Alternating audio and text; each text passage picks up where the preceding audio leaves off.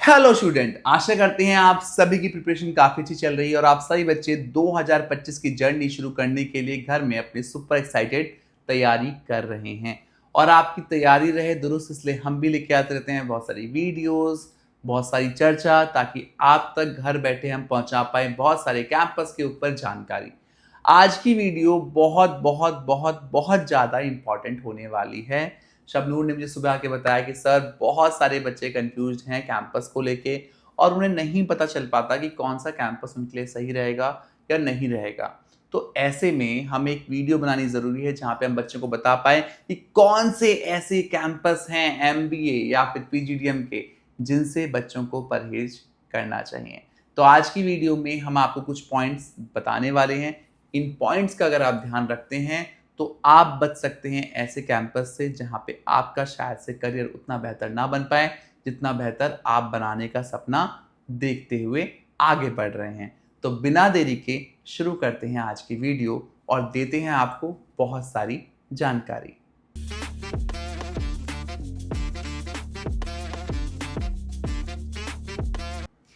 तो सर, जैसे कि आपने स्टूडेंट्स को बता ही दिया है कि हम किस बारे में आज बात कर रहे हैं। Right. तो काफ़ी स्टूडेंट्स की अब कॉल्स आ रही हैं और ख़ासतौर जब अब ये एग्ज़ाम्स हो चुके हैं, जितने भी नेशनल लेवल एंट्रेंस एग्ज़ाम्स होते हैं, और उसके बाद काफ़ी स्टूडेंट्स होपलेस हो जाते हैं जो मतलब टारगेट कर रहे होते हैं आईआईएम्स को और अच्छे टियर 1 टियर 2 कॉलेजेस को, और उनको वो नहीं मिलते।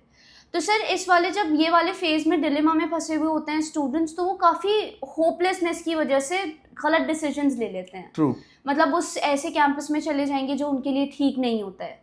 तो सर, जितने भी ऐसे स्टूडेंट्स हैं जो हमारी इस बात से रिलेट कर पा रहे हैं, आप उनको क्या ऐसे पॉइंट्स हैं, मुझे कुछ ऐसे पॉइंट्स बताइए आज जो उनको मतलब अपने ध्यान में रखना चाहिए कि वो ये ख़ास तौर ना करें, ये चीज़ ना करें कि वो बच सकें, अपना मतलब फ्यूचर अपना सिक्योर कर सकें वो। तो शबनूर, आज की वीडियो में हम कुछ पॉइंट्स पे चर्चा करने वाले हैं। हम किसी कॉलेज या यूनिवर्सिटी का तो नाम नहीं लेंगे कि स्ट्रेट फॉरवर्ड हम बोल दें कि भाई इसमें आप एडमिशन ना देखिए, जी। क्योंकि वो हमारे लिए कहना गलत हो जाएगा।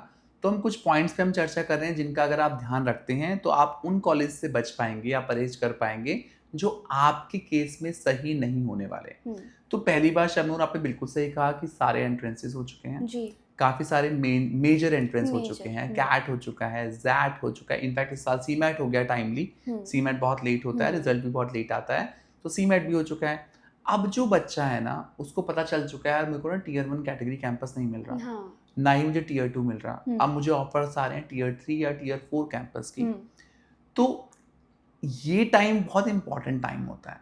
तो आप टियर 1 और टियर 2 कैटेगरी में सिलेक्टेड नहीं है तो वहाँ मैटर नहीं करता लोकेशन का। मैं पहला पॉइंट ये बोलना चाहूँगा, टियर 1 या टियर 2 की लोकेशन कहीं पे भी हो फ़र्क नहीं पड़ता, वो किसी भी कोने में हो फ़र्क नहीं पड़ता।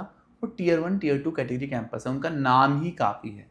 बट जब हम बात करते हैं टियर 3 और टियर 4 कैटेगरी इंस्टीट्यूशंस की, तो ये बहुत फ़र्क पड़ता है वो किस जगह लोकेटेड हैं। तो मैं अक्सर अपने बच्चों से कहता हूँ जो टियर 3 या टियर 4 कैटेगरी स्टूडेंट कॉलेजेस की तरफ आगे बढ़ते हैं कि आप अपने लिए ऐसे कैंपस देखें जहाँ पे आपको मैक्सिमम कॉरपोरेट एक्सपोजर देखने के लिए मिल रहा है। अगर आप ऐसी जगह पे कैंपस लेंगे जो मेट्रो सिटीज़ में है, जहाँ पे आपको अच्छी इंटर्नशिप अपॉर्चुनिटीज़, अच्छे सर्टिफिकेशन और अच्छी फैकल्टी इजीली मिल पाएगी, तो आपकी जर्नी काफ़ी सिक्योर रहने वाली है। क्योंकि जितनी अच्छी लोकेशन होगी उतनी अच्छी कंपनीज आपके आसपास में होंगी, और अगर कंपनीज आसपास में होंगी तो करिकुलम आपका अपडेटेड रहेगा, आपको अच्छी इंटर्नशिप्स मिलेंगी और आपको आगे चल के अच्छी जॉब अपॉर्चुनिटीज़ भी मिलेंगी। अक्सर ये देखता हूँ मैं, जब बच्चे कैंपस का चुनाव करते हैं टियर 3 या टियर 4 कैटेगरी में, तो लोकेशन पे उतना वेटेज नहीं देते हैं। कई सारी रिमोट लोकेशंस में ले रहे होते हैं एडमिशन। देहरादून हो गया, आप ऐसी लोकेशन में ले लेते हैं एडमिशन जहाँ पे कंपनीज उतनी बेहतर नहीं है। और आपने जब कैंपस का चुनाव किया तो आप ये भूल गए कि कई सारे बच्चों की ये अंतिम पढ़ाई रहने वाली है, आप इसके बाद शायद से जॉब ही करेंगे। तो ऐसे में आप एक गलत कैंपस का चुनाव नहीं कर सकते। Location plays a very important role, जितना मैंने इन 10 साल 12 सालों में एनालाइज किया है। जितनी अच्छी लोकेशन होगी उतना अच्छा एक्सपोजर होगा, एक्सपोजर अच्छा होगा तो कहीं ना कहीं आपके प्लेसमेंट पे इम्पैक्ट इस चीज़ का पड़ने वाला है। तो इस चीज़ का आप खास तौर पे ध्यान रखिए। तो सर मैं तो बिल्कुल अग्री करती हूँ आपकी इस बात से कि लोकेशन मैटर करती है बहुत हद तक। राइट। तो सर अब आप दूसरा पॉइंट क्या स्टूडेंट्स को बताना चाहेंगे जो दूसरा पॉइंट खासकर उन बच्चों के लिए रहने वाला है जो MBA पे फोकस कर रहे हैं। PGDM में तो उतनी दिक्कत नहीं आती, बट जब हम बात करते हैं MBA की, तो कई सारे बच्चे प्राइवेट यूनिवर्सिटीज़ का ऑप्शन लेते हैं डिफरेंट पार्ट्स में। कंट्री के डिफरेंट पार्ट में बहुत सारी यूनिवर्सिटीज़ हैं, हम नाम नहीं लेंगे किसी यूनिवर्सिटी का। जब आप बात करते हो यूनिवर्सिटी की, तो यूनिवर्सिटी में ना एक प्रोग्राम नहीं होता। वहाँ पे BBA भी होगा, BTech भी होगा, बायोटेक भी होगा, लॉ भी होगा, कई जगह फार्मेसी, MBBS जैसे प्रोग्राम भी देखने के मिल जाते हैं। तो जब आप यूनिवर्सिटी का चुनाव करते हैं तो उसकी इज्जत सिर्फ MBA से नहीं है, उसकी ब्रांड वैल्यू सिर्फ MBA के दम पे नहीं है। और जहाँ पे उसकी ब्रांड वैल्यू सिर्फ MBA के दम पे नहीं है, तो कहीं ना कहीं फोकस मिसिंग होता है। तो कई बार मैंने देखा है बच्चों को ऐसी जगह रिमोट लोकेशन में यूनिवर्सिटीज ऑप्ट कर लेते हैं जिनका BTech का तो बहुत अच्छा चल रहा है, बट MBA उतना अच्छा नहीं है, बट आपने ले लिया बिकॉज नाम अच्छा था। अब आपको नहीं पता कि उस यूनिवर्सिटी में MBA उतना बेहतर नहीं है, आप सिर्फ यूनिवर्सिटी देख के चले गए और वहां भी आप अच्छी खासी रकम दे रहे हैं, आप वहां भी 9-10 लाख रुपए दे रहे हैं। दो वो यूनिवर्सिटी है, उसका प्रोग्राम अच्छा नहीं है, वहां पे प्लेसमेंट उतने बेहतर नहीं है, तो आपने प्रॉपर रिसर्च नहीं करी। तो ऐसी यूनिवर्सिटीज में आपको एडमिशन लेने से परहेज करना है जिनका मेन प्रोग्राम MBA नहीं है। कई यूनिवर्सिटीज में जानता हूँ जिनका मेन प्रोग्राम MBA ही है, वो MBA को ही बहुत हाईलाइटेड प्रोग्राम रखते हैं और MBA में उनका सबसे ज्यादा नाम है। तो वहां तो समझ में आता है कि आपने यूनिवर्सिटी ऑप्ट की बिकॉज उसका नाम ही उस पर्टिकुलर कोर्स की वजह से बढ़ा है।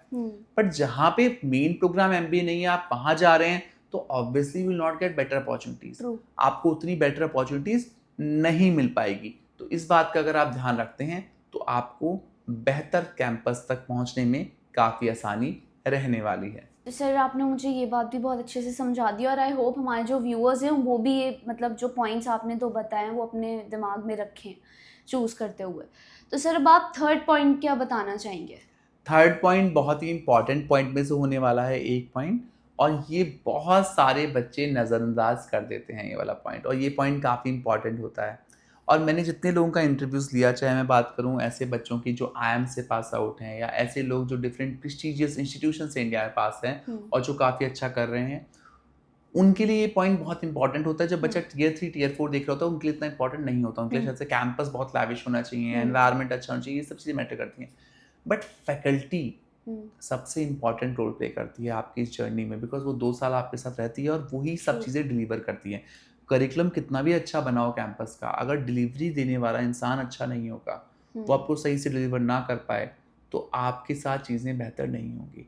तो जो भी कैंपस आप ऑप्ट करते हैं, चाहे आप MBA के लिए करें चाहे PGDM के लिए करें, ये देखिए कि वहाँ पे रेगुलर फैकल्टी हो, वहाँ पे अच्छी फैकल्टी हो। और ये अच्छा और बुरे फैकल्टी का कोई जजमेंट नहीं ले सकते आप, फैकल्टी सारी ही अच्छी होती है, डिपेंड ये करता है कि उनकी पढ़ाई कहाँ से हुई है। तो कई जगह आप देखते हो कि वेबसाइट पे सब कुछ दिया होता है कि हमारी ये फलाना फैकल्टी है, उसकी पढ़ाई यहाँ से हुई है, वो इस चीज़ की फैकल्टी है। आप पूरी रेकी कर सकते हो पहले से पहले कैंपस में जाने से पहले। तो आप फैकल्टी को लेके आपको पूरी तरीके से सुनिश्चित करना चीज़ों को बहुत ज़रूरी है, क्योंकि फैकल्टी बहुत इंपॉर्टेंट रोल प्ले करती हैं। जिस कैंपस में आपको मैक्सिमम फैकल्टी दिखेंगी, चीज़ें अच्छी दिखेंगी, गेस्ट फैकल्टी अच्छी दिखेगी, वो कैंपस आपको काफ़ी बेहतर अपॉर्चुनिटीज़ देगा। कई सारे कैंपस ऐसे हैं जहाँ पे फैकल्टी ही नहीं है, सॉरी टू से, बट ऐसा होता है इंडस्ट्री में। हमें भी नहीं पता चलता कि यार कैंपस ने ऐसा क्यों किया, किस मंशा से किया, क्योंकि बच्चे उतने नहीं थे, सीट्स उतनी नहीं भर पा रही है। ऐसे कई सारे बच्चे आपको सुन के शायद अचंभा हो, ऐसे ऐसे कैंपस में एडमिशन लेते हैं जहाँ पे 20 एडमिशन है, 25 एडमिशन है, 30 एडमिशन हो पा रहे हैं, 40 एडमिशन हो पा रहे हैं। ऐसा होता है बच्चों के साथ। जब एंड का टाइम आता है ना, तो वो जबरदस्ती या फिर एक प्रेशर में आके ऐसी जगह एडमिशन लेते हैं जहाँ पे चीज़ें उतनी बेहतर नहीं है, और जब जाते हैं तो पता चलता है वहाँ पे फैकल्टी भी नहीं है। अगर आपके पास फैकल्टी ही नहीं है तो आप अच्छे प्लेसमेंट लेने में सफल नहीं हो पाएंगे। तो ऐसे कॉलेजेस में आपको परहेज करना है जहाँ पे अच्छी फैकल्टी नहीं है, या फिर आप जाके खुद विजिट कर सकते हैं कैंपस में, जिसको सुनिश्चित कैसे करेंगे आप अचानक विजिट कर सकते हैं अपने कैंपस में। आप जाके अपनी जिस सब्जेक्ट में आप अपना मैनेजमेंट प्रोग्राम प्लान कर रहे हैं उस फैकल्टी से आप कैंपस में जाके बातें कर सकते हैं, समझ सकते हैं उन चीज़ों को कि वो कैसे काम कर सकते हैं, ये देख सकते हैं कितने सालों से वो फैकल्टी उस कैंपस में। कई बार देखा जाता है कि निरंतर फैकल्टीज चेंज होती रहती हैं कैंपस के अंदर, तो वो भी बेकार होता है कि आपके पास एक कोई स्थायी फैकल्टी नहीं है जिसके चलते आपको सही नॉलेज मिल पाए। तो इस चीज़ का भी आपको ध्यान रखना है। तो सर आपने 3 पॉइंट्स तो बहुत अच्छे से समझा दिए हैं और I totally agree with you कि फैकल्टी अच्छी होना बहुत इंपॉर्टेंट होता है। यस। तो सर अब आप 4th पॉइंट स्टूडेंट्स को क्या बताना चाहेंगे? शबनूर, फोर्थ पॉइंट भी काफ़ी इंपॉर्टेंट पॉइंट में से एक है जो कई सारे बच्चे एग्री भी करेंगे। जब हम चुनाव करते हैं एमबीए या फिर पीजीडीएम प्रोग्राम का जी। तो सीट्स का इंटेक बहुत बड़ा मसला होता है। जिस कैंपस में आपको बहुत बड़ा इंटेक दिखे, मेरे हिसाब से वहाँ पे आपके ऊपर उतना काम नहीं किया जाएगा। जहाँ पे 800, 1000, 600, 700 ऐसा इंटेक आपको दिख रहा है, क्योंकि आप टीयर 1 या टीयर 2 कैटेगरी कैंपस में नहीं है। आप ऐसे कैंपस में जा रहे हैं जहाँ पे आपके नंबर कम थे बट आपने उसका चुनाव किया क्योंकि आप अपना बेहतर करियर देख रहे हैं। तो जब ज़्यादा बच्चे होते हैं कैंपस में तो सबसे बड़ा पॉइंट जो आता है वो आता है कंपनीज को लेके। कंपनीज लिमिटेड आनी है कैंपस में, वही कंपनीज आनी है जो और कैंपस में भी आ रही है, तो आपके अवसर बढ़ जाते हैं। जब आप ऐसी भीड़ का हिस्सा बन जाते हैं, पे बहुत भीड़ है तो ऑब्वियसली वहाँ पे कंपटीशन उस लेवल पे बढ़ जाएगा, तो वो चीज़ें आपके लिए खतरनाक हो सकती हैं। ये अपना मानना है मेरा, कई लोग इससे डिफर भी कर सकते हैं इस चीज़ से लेके, बट ये मेरा अपना निजी मानना है कि अगर आप टीयर 3 या टीयर 4 कैंपस देख रहे हैं तो एटलीस्ट इनटेक पे थोड़ा बहुत ध्यान दें। अगर आप कम इनटेक की तरफ बढ़ते हैं तो आपके पास अवसर भी बेहतर होंगे। और कहते हैं ना, जैसे मैं अपने बेटे की बात करता हूँ, वो जिस स्कूल में है वहाँ पे 1:10 का रेशो है। वहाँ पे एक फैकल्टी के साथ 10 बच्चे हैं, तो उन्हें भी पता है कि 10 बच्चे संभालना एक फैकल्टी की बस की बात होती है। वहीं अगर आपकी क्लास में 200 बच्चा है, 300 बच्चा है, 250 बच्चा है कि क्लास में, तो ऑब्वियसली फैकल्टी के लिए भी बहुत मुश्किल है उन पर ध्यान देना, उनके साथ काम करना और 1-on-1 ये समझना कि हर बच्चे की रिक्वायरमेंट क्या है। तो ये चीज़ मैटर करती है और ये बड़े स्कूलों ने समझा, तो कॉलेजेस में भी समझना ज़रूरी है। या तो उस कैंपस के अंदर ऐसा हो कि यार इनटेक बड़ा है बट 60 बच्चों का एक क्लासरूम है, हाँ। या 120 बच्चों का एक क्लासरूम है, 90 बच्चों का क्लासरूम है, चलो वहाँ पे आपके ऊपर समझ में आता है कि आपको मेंटर अच्छा मिला हुआ है, आपको फैकल्टी अच्छी मिली है। बट अगर पूल बहुत बड़ा है और चीज़ें कम हैं, फैकल्टी कम है, फैकल्टी उतनी है जितनी 300 के इनटेक में फैकल्टी बाकी कॉलेज में है, तो ये चुनाव आपको करना है, ये चीज़ें आपको देखनी है। तो ये भी आपके लिए समझना ज़रूरी है जब आप अपने कैंपस का चुनाव कर रहे हैं।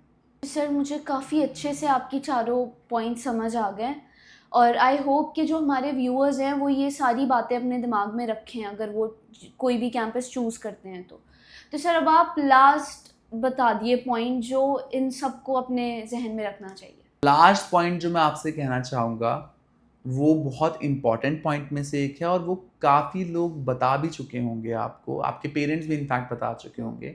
एक कहावत है ना, जैसी संगति होगी वैसा आप चीज़ों को सीखेंगे।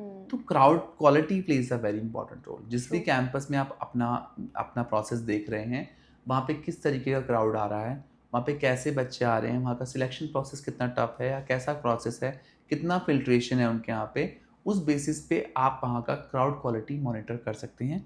किसी भी कैंपस में आगे बढ़ाने के पीछे रॉ मटेरियल का रोल बहुत इंपॉर्टेंट होता है।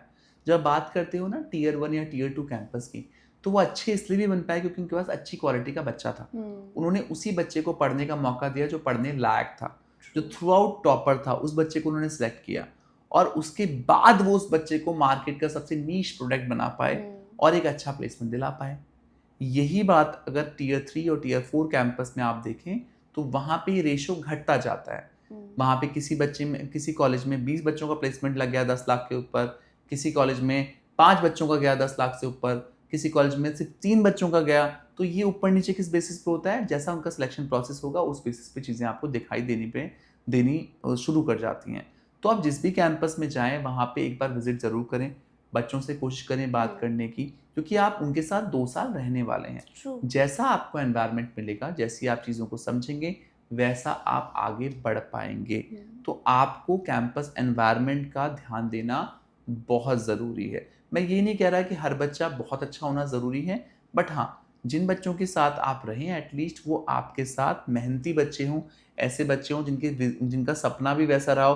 कई सारे कैंपस यूनिवर्सिटीज़ ऐसे हैं जहाँ पे मैं देखता हूँ लोग मस्ती करने के लिए जाते हैं, जिनका एजेंडा ही नहीं है प्लेसमेंट लेना। उन्होंने ले लिया क्योंकि उनको लग रहा है कि यार एमबीए करना ज़रूरी था इसलिए वहाँ पे पहुँच गए, या पीजीडीएम करना ज़रूरी था इसलिए वहाँ पे पहुँच गए। तो ऐसे भी कैंपस है जहाँ पे बच्चे ऐसे आ रहे हैं जिनको प्लेसमेंट से कोई मतलब ही नहीं है, वो सिर्फ नाम के लिए एमबीए कर रहे हैं, वो सिर्फ एक डिग्री के लिए एमबीए कर रहे हैं। तो आप ऐसे कैंपस का पार्ट ना बने ताकि आप एक गलत जगह पे ना फंस जाएं और कल को आपके लिए ब्लेम करने के लिए कोई होने नहीं वाला। आपकी गलती नजर आएगी जब आप इन सब पैरामीटर्स पे, इन सब बातों पे ध्यान नहीं देंगे। तो आज की वीडियो में शबनूर लेके आई थी आपके लिए वीडियो, और शबनूर ने कैंपस पे वीडियो बनाई ताकि आप सही कैंपस का चुनाव कर पाएँ 2025 में। और मैंने भी आपको दिए कई सारे पॉइंट, और खासकर मैंने कुछ ही पॉइंट दिए आपको जिन पे आप अगर ध्यान देते हैं तो आपकी ये जर्नी काफ़ी अच्छी हो सकती है और आप एक सही कॉलेज का, सही कैंपस का चुनाव कर सकते हैं। आशा करते हैं आज की वीडियो के माध्यम से हम आपके बहुत सारे डाउट क्लियर कर पाए और आपकी इस जर्नी को आसान बनाने में आपकी मदद कर पाए। आशा करते हैं 2025 आपके लिए काफ़ी अच्छा रहने वाला है और आप अपने लिए एक बेहतरीन विकल्प चुनने में सफल रहने वाले हैं। Thank you so much for watching us. Best of luck.